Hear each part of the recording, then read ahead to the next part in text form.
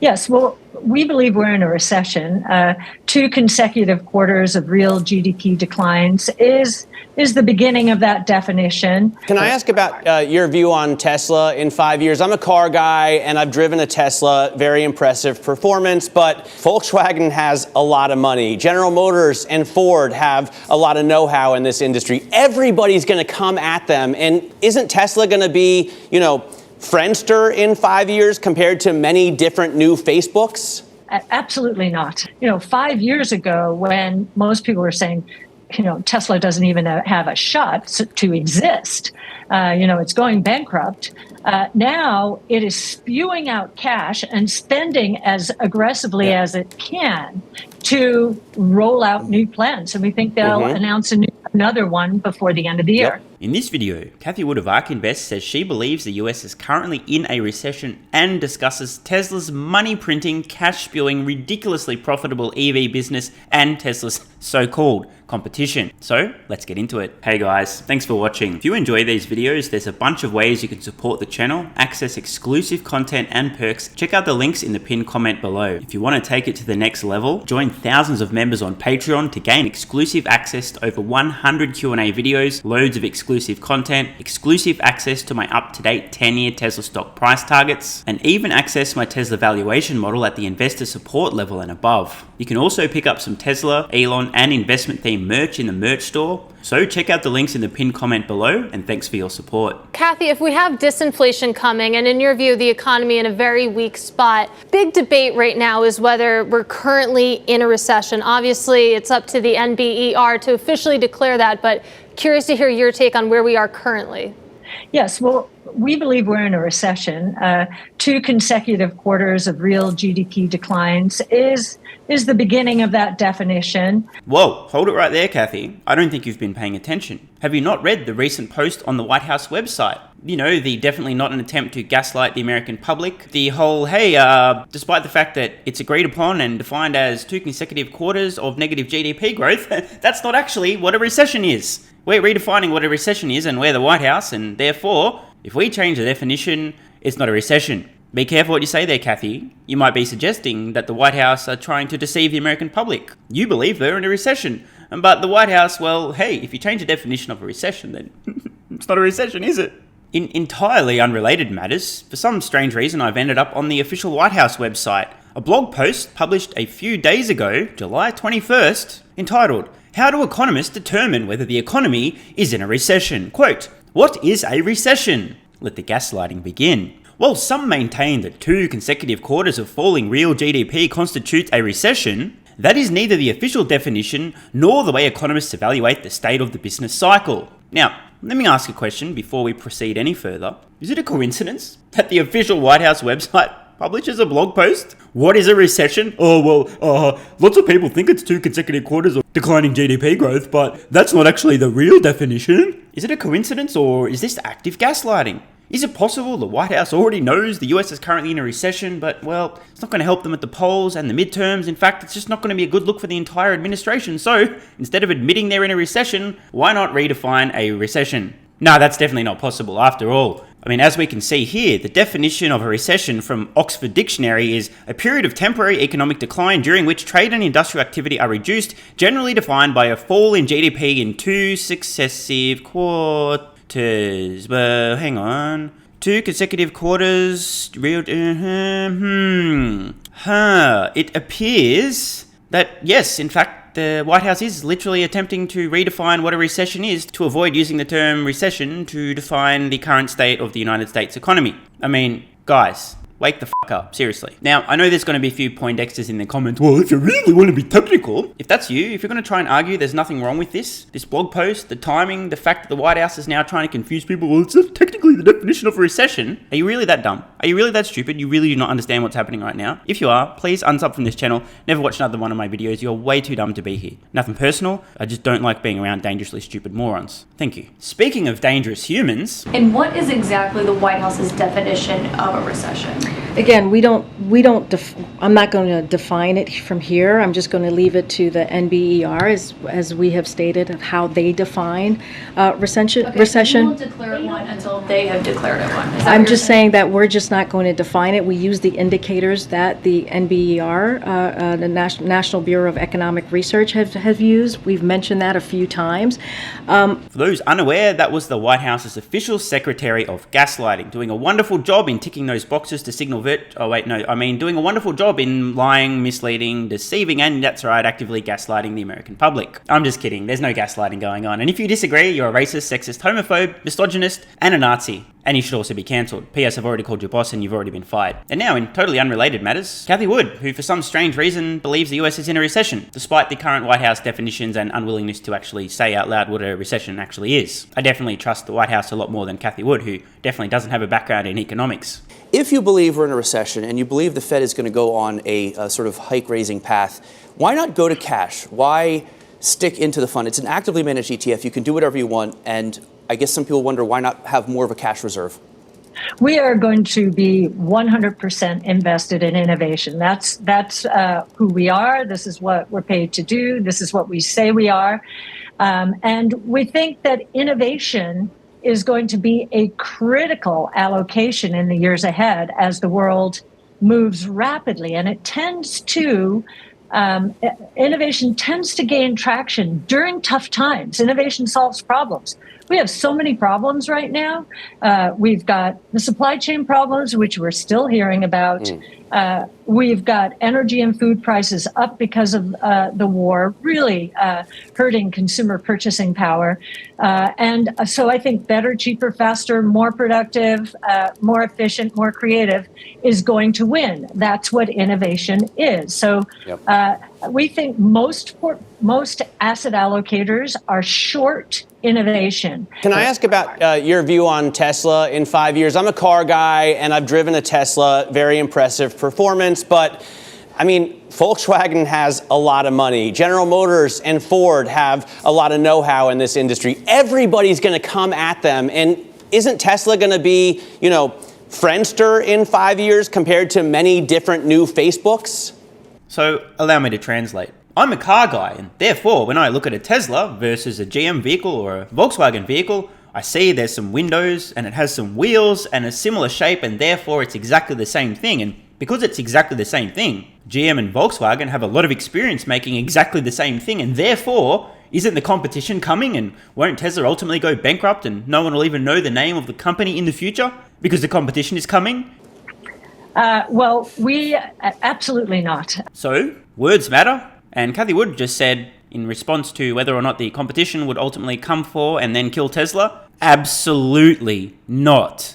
Tesla, if you're analyzing cars, not by brand, although its brand certainly has done wonders in the last few years, but if you look at range and power, the combination of those, most other auto manufacturers, unless they want to lose money on the cars, most are not going to be able to keep up with or to reach Tesla's combination. So that's very important from a performance point of view and a range point of view.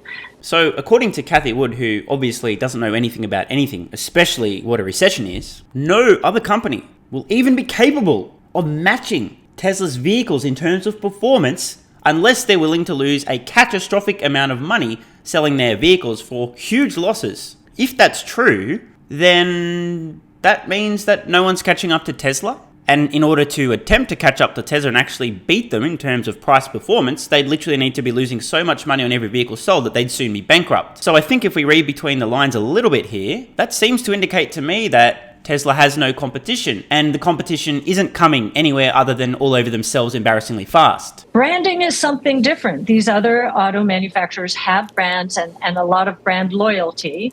But I think as consumers start to shift from gas-powered to electric and look at the specs of the different cars, They might still be persuaded by brand only, but they won't have as good an electric vehicle as Tesla will provide. Now, this is an important point. I absolutely agree. I've acknowledged this in the past. There are some subset of consumers out there who, no matter what, will remain loyal to a certain brand, even if it means they're paying more for an inferior product. However, as I've also discussed repeatedly on this channel, the bell curve is real. There are portions of the bell curve, this will apply to them. Yep, sure, I'm going to pay way more for a worse product because I've seen enough ads from this company that have been able to manipulate me and trick me and fool me and deceive me into thinking that I'm this guy and therefore I need to buy this product because I'm one of these guys and I have to buy this product. However, not all consumers are brain dead and easily manipulated. In fact, there's plenty out there that are actually willing to do their research, and as Cathie points out, when they do their research, and again, it's not every consumer, some are really that dumb, hence advertising, but those who do their homework will discover very quickly,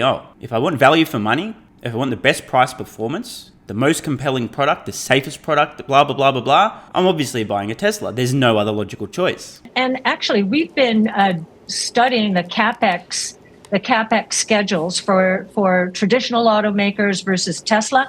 Tesla is now within the next year or so is going to spend more on electric vehicles, if it is not already, than either one of those companies. So there are some very important implications that we need to discuss here. If it's true, it is. Tesla is one of the world's most resourceful companies. They do more with less. In other words, Tesla needs to spend less money to get the same results versus just about any other company, and clearly far and away versus every other automotive manufacturer. There's no contest here. If that's true, yet Tesla is investing in terms of CapEx more than Government Motors and Volkswagen in the coming years, which is also true, they're going to get far more bang for their buck. This is a huge problem for the likes of GM and VW. They should be spending double, triple, quadruple the amount of capital that Tesla is just to keep pace with Tesla, but they're spending less. This is a major fucking problem. If Tesla's spending more and they're more resourceful, both of these things are true, their already unassailable lead will just continue to extend even further. This really does not end well for legacy automotive. Let me frame this a little differently. Just hypothetically, imagine you're in a race. You're competing with other people to put on as much weight as you possibly can, to become the fattest motherfucker you possibly can in the least amount of time. Let's assume, rather than being more resourceful, in this case, you just have a really slow metabolism, meaning, it's not my fault, I just put on weight. This is the equivalent of being more resourceful with your capital expenditure. If in addition to having a slow metabolism, you also eat twice as much or 3 times as much food as everybody else attempting to get fatter than you, you've obviously won the contest. You are going to be the fattest motherfucker, no questions. This is effectively what we're seeing with Tesla versus legacy automotive at this point in time. Not only is Tesla more resourceful, but they're also eating more, aka spending more. It's game fucking over. So here were the behemoths where, 5 years ago, when most people were saying, Tesla doesn't even have a shot to exist. It's going bankrupt. Oh yeah, I remember that. 5 years ago when everyone thought Tesla was going bankrupt. Well, almost everyone. In totally unrelated matters, at that point in time, I had already accumulated 2,515 shares of Tesla stock, because I'm lucky. By the way, if anyone's wondering, my total cost basis on those shares, $110,000. And as I record this, if I wanted to accumulate an additional 2,515 shares of Tesla stock today, it would be approximately $2.1 million. So I think the lesson here, something, be fearful when others are greedy and greedy when others are fearful. Do your own homework, do your own thinking, draw your own conclusions, take your own actions based on your own conclusions, something like that. Now, I know there's going to be a few Poindexters in the comment, but they really could have gone bankrupt. Haven't you heard? Elon said they nearly went bankrupt 1 million times. We have to think a little bit more than that. Elon's point is well taken. Tesla could have gone bankrupt many, many, many times if they were unable to use their big brains and solve problems that were existential threats. There have been many of these problems, but the good thing is, with competent leadership and capable employees, an army of them in fact, and the public knowledge that many companies had already made offers for and or were interested in acquiring Tesla in the worst case scenario, and given Elon Musk's track record of raising capital, blah blah blah, Tesla going bankrupt was an extremely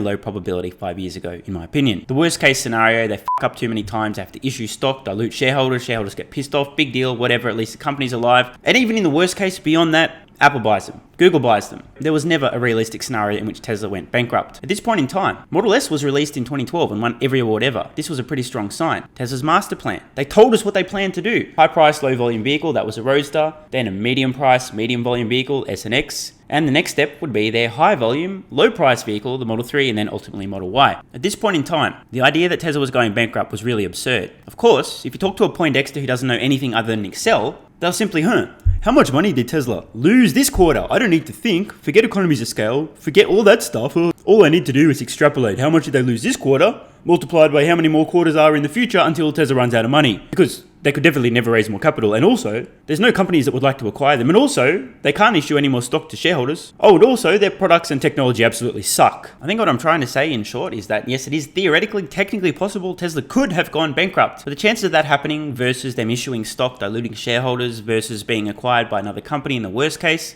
it was an extremely unlikely outcome. Possible, but extremely unlikely. The narrative, however, at the time was, look how much money Tesla lost last quarter. They're going to go bankrupt because they're losing money. I don't understand that if they make more vehicles, they benefit from economies of scale. I also don't understand that they can continue to innovate in terms of manufacturing and drive their costs down because it hurts too much to think. I'm not going to think. Instead, I just look at my Excel spreadsheet. How much did they lose last quarter? Multiplied by the future equals they ran out of money and went bankrupt. Also, Elon's a fraud because he makes me feel insecure about my pathetic life. I'm just kidding. It's a miracle Tesla didn't go bankrupt. At the time, the probability of Tesla going bankrupt was at least 420%. I'm just really lucky. I just keep getting lucky in life, just so lucky. Like this YouTube channel, I'm so lucky that people tune in. Nothing to do with the daily videos for more than 2 years in a row. I'm literally on a streak of 738 daily videos in a row. Lucky, lucky, lucky. I'm just so lucky. Lucky me. I'm so lucky. Are you lucky as well? P.S. Let me know in the comments below if 5 years ago anyone else was buying Tesla stock. And if you were, you're lucky. Now it is spewing out cash and spending as aggressively as it can to roll out new plans. And we think they'll announce another one before the end of the year. Well, it is true. Tesla is currently spewing out cash and spoiler alert, they are just getting started. And I really, really do mean that. I model Tesla out well into the future. My valuation model on Patreon, card in corner, link in the description to join at the investor level and above. You can see all the assumptions in there. Ultimately, over the longer term, I personally believe that Tesla is going to be doing over wait for it, I'm going to say it, $1 trillion of profits per year. Today, a few $1 billion a quarter. As I said, we really are just getting started. A lot can change in 5 years. Something intelligent investors should be all too aware of. And speaking of a lot changing in 5 years, consider how that may apply to Tesla. So to recap today's video, despite the clear, obvious, blatant and despicable attempts of the current administration to gaslight the American public, changing the definition of recession, that's not really what a recession is, because we said so in our blog post. Cathie Wood, myself and many others do believe the US is currently in a recession and will soon have quarterly GDP data to back this up. And when asked about Tesla's so-called competition,